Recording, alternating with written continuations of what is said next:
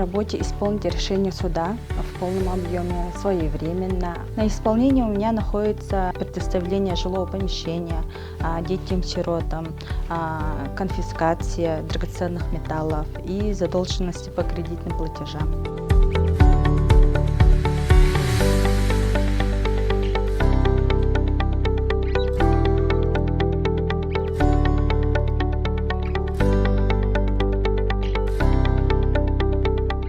Ранее получали постановление о возбуждении исполнительного производства.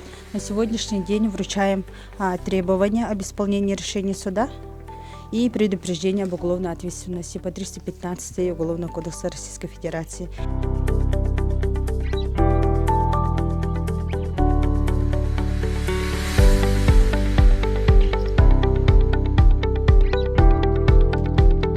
В 2012 году квартира моей бабушки сильно пострадала от пожара. Дом был признан аварийным и непригодным для проживания. Мы обратились к судебному приставу, ведущему наше исполнительное производство, об изменении способа исполнения предоставления жилья на денежную компенсацию. Хочу выразить благодарность Федотовой Сахае Викторовне в том, что она не обошла наш вопрос стороной, она выступила в суде, тем самым очень хорошо нам помогла.